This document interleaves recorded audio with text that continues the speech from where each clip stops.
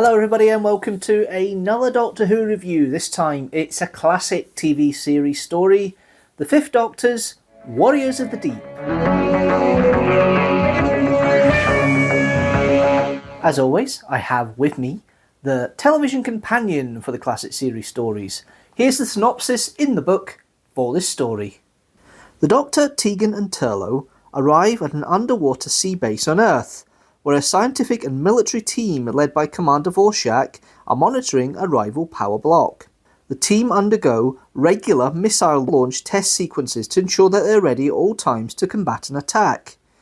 3 Silurians, led by Ektar, the surviving member of a Silurian triad, revive a colony of Sea Devil warriors in order to invade the base and use its weapons to attack the opposing power block, thus provoking a global war that will allow the reptiles to conquer the Earth. The Doctor uses ultraviolet light to destroy the reptile's giant electrified sea beast, the Merca.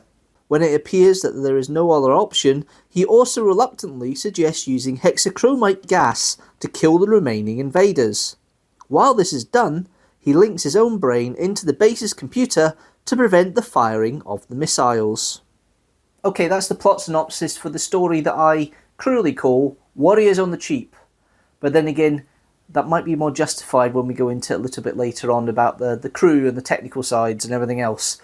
Anyway, let's go first of all into the cast and just have a discussion about each of the cast members in turn. And we start, of course, with the Fifth Doctor, Peter Davison. I get the sense at this point that Davison's fully relaxed into the role. I love the wee touches where he's very apologetic when he's doing fighting with some of the guards and some of the people around the base when he's trying to escape or get away from people at various points within it. And the actual guilt the Doctor feels about the fact that he kills all the Silurians and Sea Devils is also very palpable too, and actually very interesting characterization there. And it's certainly an example of the Fifth Doctor in a bit more of a sympathetic, empathetic light, and actually is the side of the Fifth Doctor I actually quite enjoy. I quite enjoy this side of the Fifth Doctor who is a bit torn about what he wants to do. He is taken by events, as most Fifth Doctor stories are, but I get the sense this one there's a bit more of a purpose to it, and he is trying to get back to the TARDIS quite regularly throughout the story, but when he feels he has to get involved, then he commits fully, and that's something that's really nice to see of the Doctor, that he's able to commit fully like that. It really does work for me. We then have Tegan, played by Janet Fielding. Apart from the usual snarkiness that Tegan exhibits here, there's also still a slight distrust of Turlough, which is interesting, and I'll get to Turlough in a minute.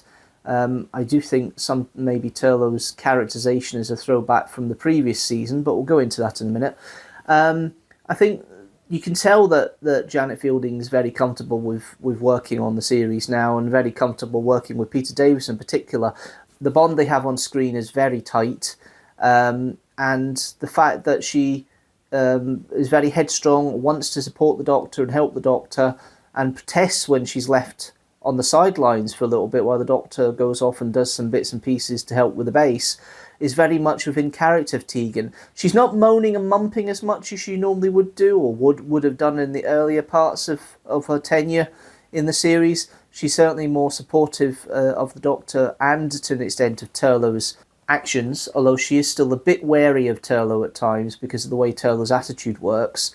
But overall, I think it's a very solid performance for Janet Fielding, and certainly shows why Tegan is the companion for the Fifth Doctor. We then have Turlough, played by Mark Strickson. I'm wondering if they're still trying to find the feet with the way this is written for Turlough, because it's very much the fact of Turlough being a bit of a scaredy cat, this whole fact of wanting to turn to save his own skin, that slight sliminess he has at times, is still there. You would have thought maybe they would got rid of that a little bit with the new season, and I do know he improves and gets better over the season.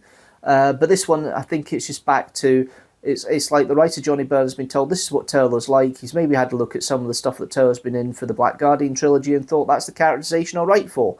And it doesn't do much service to Mark Strickson at this point. The fact that he's quite happy to accept the Doctor is drowned and is quite defeatist throughout most of the story is an interesting touch, but it kind of deserves the companion role a little bit here, and obviously reinforces Tegan's slight distrust of Turlough as well. Mark Stritson, what he gets, he plays it brilliantly, but I just feel that Turlough needs to be more than what he is in this story, and I think he's just lacking just a little bit overall in terms of characterization here. We then have some of the guest cast. We have Vorshak, played by Tom Adams. Nice performance of Vorshak. I mean, the thing with this story is the characterizations are mostly okay of the actors. It's a bit cardboard cut out with Vorshak a little bit. He's the commander. He's got the sense of authority. He's a bit gung-ho when he feels threatened. But it's played quite well with Tom Adams. I quite like the way it's been put across. We then have Nielsen, played by Ian McCulloch. He's a security officer, but there's always something underlying and a bit devious about him, which I find quite interesting. And Ian McCulloch plays it very well. I think Nielsen's death is justified. I think he's such a nasty spy, effectively, for the other side, that he gets his comeuppance in a quite delicious way by literally being shot while blindly shot. And I mean, he's blind and he gets shot by the Sea Devils at the end of episode 3. And that works for me. I think it's a great ending for that character. We then have Maddox, played by Martin Neal. Interesting, Maddox is kind of played with a kind of uncertain student. He's only there on a temporary basis, had to take over from the previous controller. And it's played really well, that kind of uncertainty that is played here for Maddox. And I think Martin Neal does a good job with the characterization here, and I think it really works for that. And it's a nice little turn from Martin Neal for this story. We then have Preston, played by Tara Ward. It's interesting. I'm wondering if Preston was supposed to be written for a man. It's not a feminine role. It's quite a mature role for its time. It's quite refreshing, actually, having a female member of the crew who's respected as much as the men, and I think it's a nice refreshing change, and she gets a good couple of bits to talk about here and look at. She's a bit sidelines, but she is shouting orders and questioning things, but in a way that seems more like part of a network of men working than a woman, and I think that's quite refreshing for this time period in the series, because female roles outside the companion are still pretty standard, straightforward, as they would have been at that time, the women not really having much impetus. It's interesting because it's a female character. I think it was written for a male part, and if it doesn't make it much different being male or female. It's played very well with Tracy Ward, and I think her overall attitude and the fact that she just gets on with it and just is part of the crew and she's accepted as such is quite a progressive thing for 1984. Two more. We have Iktar, played by Norman Comer. It's interesting that this is one of these references back to the lore of Doctor Who and the Silurians, where Iktar was one of the Silurian triad. I think he was the reasonable one of the three, if I remember correctly. It's played well by Norman Comer, and I actually think it's a nice little performance. I'm not quite sure of the voice that's been put on the Silurians. It seems a bit odd, but I get the sense that there wasn't much to go on here, and you had to just play, a monster that had a bit of society and feeling about them, and that does come across, but he doesn't get much really to do in that respect.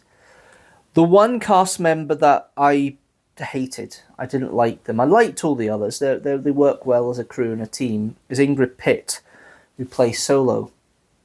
Now, I understand Solo was supposed to be a male Doctor, but then it was decided Pennant Roberts would put Ingrid Pitt in. Total miscast. It doesn't work. It's nice to have the kind of mix of accents and not just all British accents. That's an interesting point. But Ingrid Pitt always seemed a bit wooden to me. She was the same in the Time Warrior, when she appeared in the Time Warrior in the Third Doctor's era. I don't know. She just doesn't work for sci-fi. She doesn't work for the stories that she's put in and the characters she's put in, and she distracts from it. No, I just don't get it, and I don't understand why she's there, because she doesn't bring anything to it.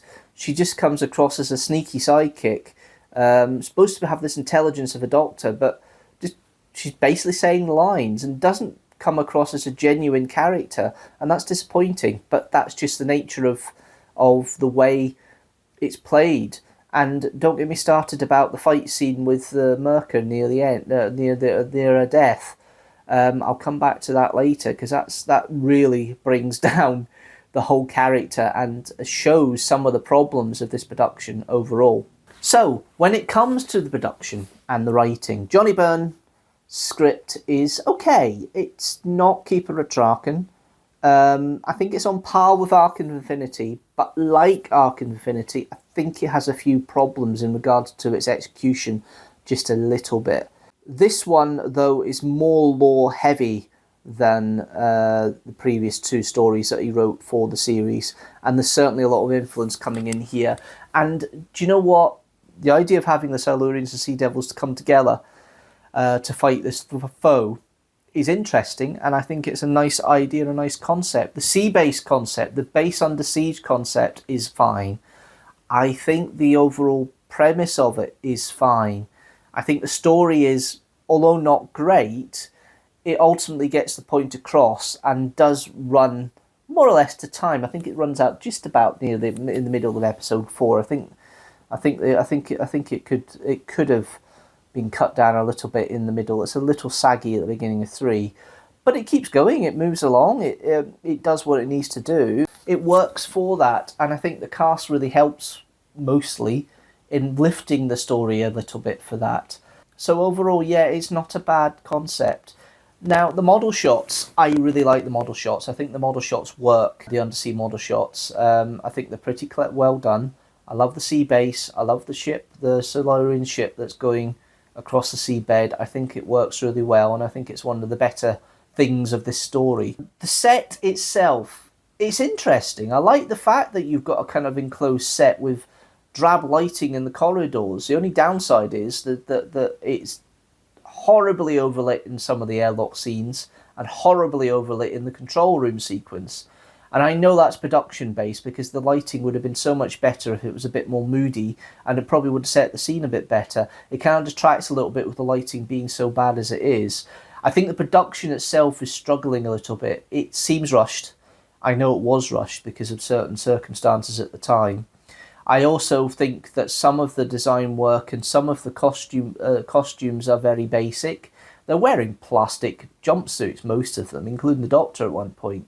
I must say, the set where they did the reactor was quite cool, although the fight sequence and the Doctor falling into the water is quite comical. I mean, the fight sequence of the Doctor fighting isn't too bad. When he gets knocked into the pool, it's clearly a dummy. It clearly doesn't work, but it's... I don't know, it's just detracts you a little bit from the story overall. And yes, I'm going to talk about the Merker. Interesting concept. I don't think it would work in the time frame and the budget that they had. It probably would have been able to be better as a CGI nowadays. It's basically a pantomime horse monster costume. I think the idea of it being electrically charged is an interesting aspect to it, but it's not really properly realised. And don't get me started with that fight that Solo does before she dies.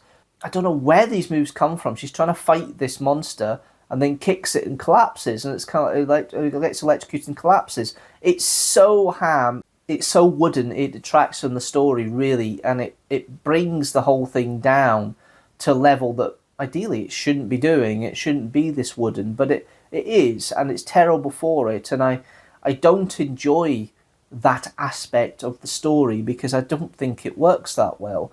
I think the crew work well, I think the cast work well as a general rule, and I think they have a good rapport with each other, and it does show on screen, and I think it works for that. The direction for Pennant Roberts is pretty solid, but it's not great. The music by Jonathan Gibbs is very much mid-80s in its plinky plonkiness. And there isn't really any major leitmotifs. It is just punctuating various points of the score, and I think it's fine. The thing with Doctor Who is you need to suspend your disbelief sometimes in some of the sets and things are working. And as long as the actors are playing true to the situation and making it as real as they can, you can let go of some of the foibles of production values and everything else.